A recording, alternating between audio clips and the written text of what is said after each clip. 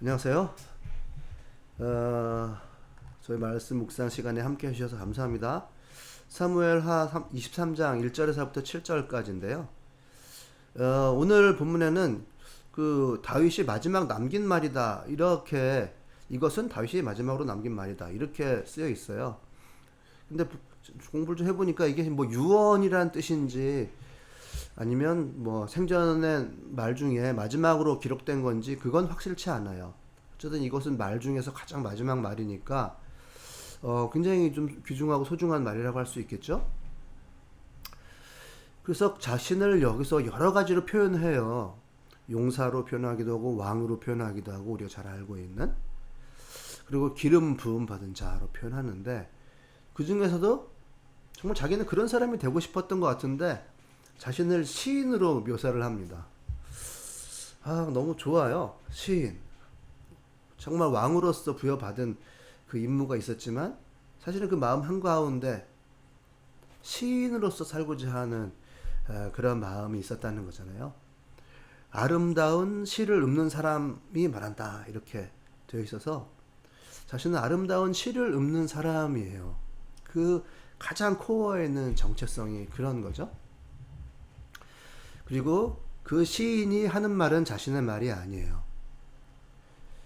근데 여기서부터 그 왕으로서 그의 말이 이스라엘 왕국의 통치와 연결된 구조로 나아가는데요.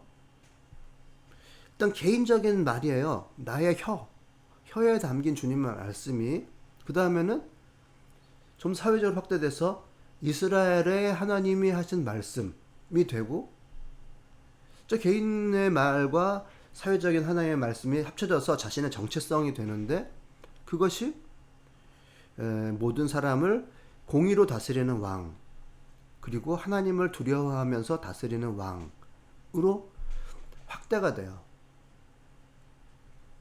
그러니까 이걸 조금 더 이제 제가 묵상한 걸 따라서 이렇게 조금 따라오시면 이 성경에 뭐라고 쓰여 있나 뭐 이렇게 궁금해하실 수도 있는데, 이게 이제 아름다운 시를 읊는 사람이 말한다 이렇게 하고 나서요, 주님의 영이 나를 통해 말씀하신다. 주님의 영의 말씀이 나의 혀에 담겼다고 말해요. 그 2절에 그렇게 되어 있거든요. 근데 그 주님의 영이 말씀하신다는 그 주장은 정말 극히 개인적인 차원에서 출발해요. 나를 통해 말씀하신다? 나의 혀라는 건 나의 혀잖아요. 그 개인적인 주장이 3절에는 확대되는데 굉장히 강조돼서 두 번 얘기해요. 나에게서 내가 한 말인데, 내 혀가 한 말인데 이스라엘의 하나님이 말씀하신 것이다. 이게 나 개인의 말이 아니다. 이스라엘의 하나님 말씀하셨다. 이스라엘의 반석께서 나에게 이르셨다. 이렇게 나의 말을 내가 하려고 하지 않고 내가 하나님의 말씀을 어떻게 해서든지 이해하고 그것을 따라서 말하려고 했다. 그리고 그와 같이 서술은 바로 자신의 정체성으로 연결되는 거죠. 나는 공의의 왕으로 하나님을 두려워하는 왕이 된다. 이렇게 표현을 하는 거예요. 저는 누구나 다 자기의 할 말이 있다고 생각해요. 그런데 그 말은 곧 그 사람 자체를 의미하는 거거든요. 근데 그 말이 모든 세상의 순리에 부합한다면 삶이 술탄할 거예요. 근데 자기의 말이 옆 사람부터 거스르기 시작하면 갈등의 인생이 되겠죠. 인생의 이치를 잘 안다면 그 사람은 나와 다른 사람을 잘 이해한다는 뜻이 되고요. 관계를 이제 잘 맺는 사람이 될 거예요. 그런데 그 인생의 이치를 잘 알아서 하나하나 풀어간다는 말은 뭐냐? 저는 이렇게 생각하거든요. 주의 영의 말씀이 나의 혀에 담겼다라고 했을 때 내가 아무 소리나 하는 게 아니라 그날 하나님께서 주신 그 메시지를 가지고 말을 해야 된다라고 저는 이해했어요. 저는 그렇게 살려고 번번이 생각하다 실패하기도 하는데요. 나에게 개인적으로 하나님께서 오늘 주신 메시지가 없으면 차라리 말을 하지 말자. 하나님께서 내가 말을 하지 않으셔도 필요한 말이라면 상대에게 혹은 제3자에게 말씀하실 것이다. 그렇게 생각하거든요. 그리고 제가 오늘 해야 될 말은 그날 아침에 받은 메시지 안에서 주로 좀 해야 되겠다. 그렇게 생각하고 오늘 아침에 내가 뭐 묵상했지? 그거를 번번이 떠올리려고 노력해요. 그냥 잊어버리고 살거든요. 하지만 내가 뭐 중요한 무슨 말을 해야 될 것 같은 때는 오늘 아침에 무슨 메시지가 있었지? 그 안에서 얘기하자. 조금 더 확대될 것 같으면 요번 주 안에 내가 묵상한 게 뭐 있었지? 그렇게 하려고 해요. 근데 잊어버리죠. 솔직히 많이 잊어버려요. 요번 주에 뭐 묵상했더라? 그 안에서 내가 하나님의 말을 해야 될 것 같은데? 하면서도 한두 개 찾아내는데 대부분 잊어버리고 있더라고요. 그래서 내가 말을 아껴야 되겠다. 즉, 나 자신의 정체성이 이 말 함부로 하면 안 되겠다. 내가 이런 사람도 아니고 저런 사람도 아니고 공의의 왕, 하나님을 두려워하는 왕으로 사는 다윗처럼 이렇게 살아야 되는데 내가 내 말 아무렇게나 할 것 같으면 차라리 입을 다물자. 그리고 말 어려운 말 있잖아요. 내가 그때는 말을 아껴야 되겠다. 하나님께서 대신 전달해 주시도록.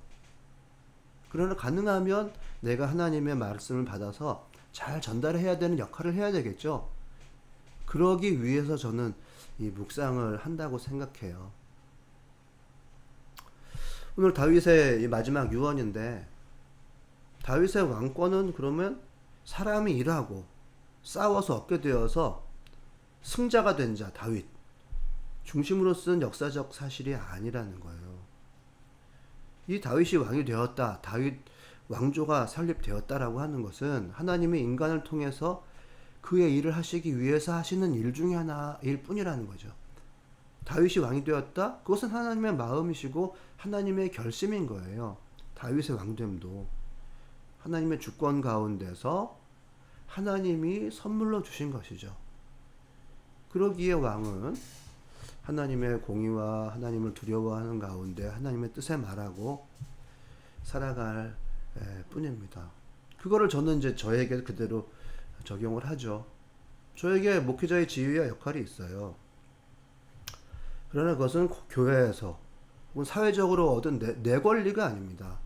그 역할, 목사로서 주로 제가 이 카페에서 혹은 교회에서 저에게 목회자, 목사님 해요.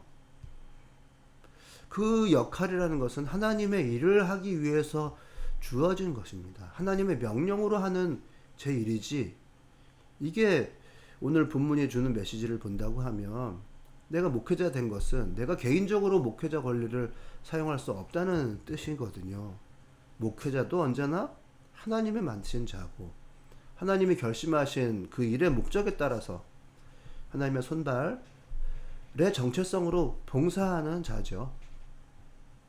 그렇게 살아갈 때에 그게 좋은 관계가 되고 좋은 관계라는 것은 사회적 정치적으로는 정의예요.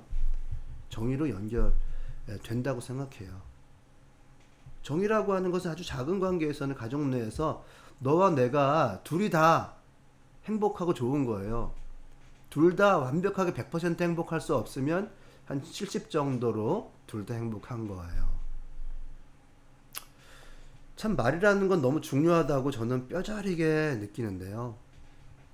내가 나의 말을 할 때 나의 혀에 담긴 하나님의 말씀으로 말을 하지 않으면 참 내가 말을 할 때 나중심적으로 상대에게 말을 하게 돼요.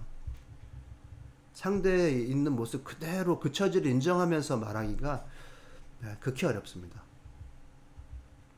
그러나 나에게도 하나님께서 주신 말씀이 있고 상대에게도 하나님께서 주신 말씀이 있잖아요.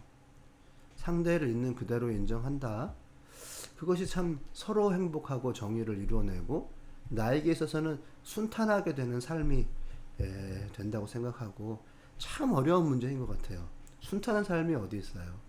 그렇게 되려고 노력하는데 그것의 첫 번째 출발은 나의 혀에 주님의 말씀이 들어오는 거.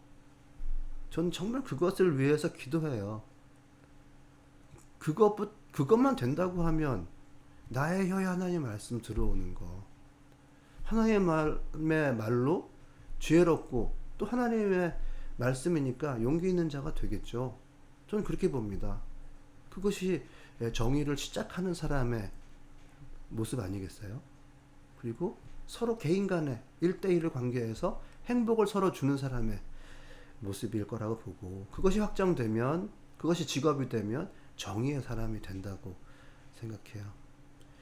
네, 오늘 다윗이 마지막으로 남긴 말이다라고 출발한 사무엘사 하 23장 1절에서부터 7절까지의 말씀이었는데요.